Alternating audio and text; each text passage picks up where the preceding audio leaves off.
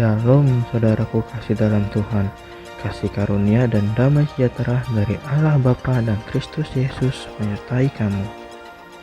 Bacaan Alkitab kita diambil dari 2 Tawarik 23 ayat 1 sampai 21. Tetapi dalam tahun ke-7 Yoyada memberanikan diri dan ia mengadakan persepakatan dengan para kepala pasukan 100, yakni Azaria bin Yeroham, Ismail bin Yohanan, Azaria bin Obed, Maseya bin Adaya, dan Elisafat bin Sikri. Mereka mengelilingi Yehuda dan mengumpulkan orang-orang Lewi dari semua kota di Yehuda serta kepala-kepala puak orang Israel, dan mereka semua datang ke Yerusalem.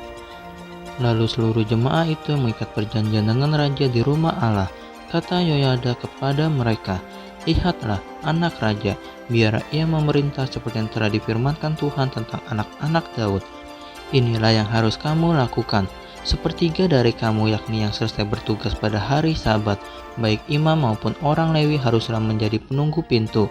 Sepertiga lagi haruslah berada di istana raja, dan sepertiga pula di pintu gerbang dasar. Sedang seluruh rakyat haruslah berada di pelataran rumah Tuhan. Siapapun tidak boleh memasuki rumah Tuhan selain daripada para imam dan orang-orang Lewi yang bertugas. Mereka boleh masuk karena mereka kudus, tetapi seluruh rakyat haruslah menaati peraturan Tuhan. Dalam pada itu orang-orang Lewi haruslah mengelilingi raja dari segala penjuru, masing-masing dengan senjatanya di tangannya, dan siapa yang memasuki rumah itu haruslah dibunuh. Dan baiklah kamu menyertai raja setiap kali ia keluar atau masuk." Orang-orang Lewi dan seluruh Yehuda melakukan tepat seperti yang diperintahkan Imam Yoyada.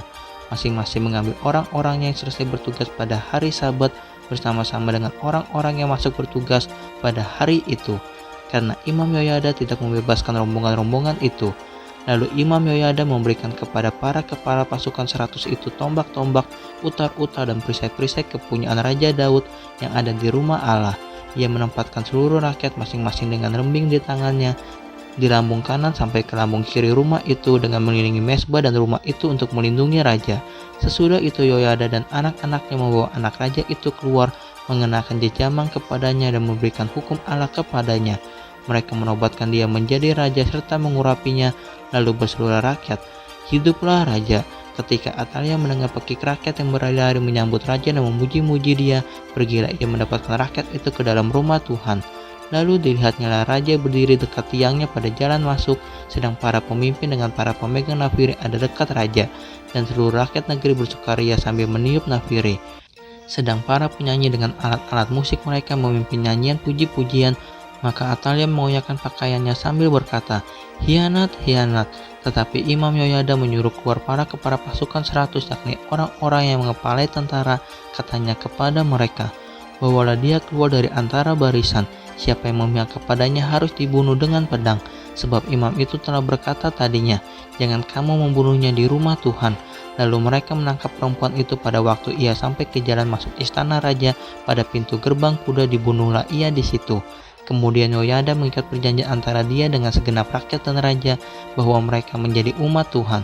Sesudah itu masuklah seluruh rakyat ke rumah Baal, lalu merobohkannya. Mereka memecahkan mezbah-mezbahnya dan patung-patungnya dan membunuh Matan imam Baal di depan mezbah-mezbah itu.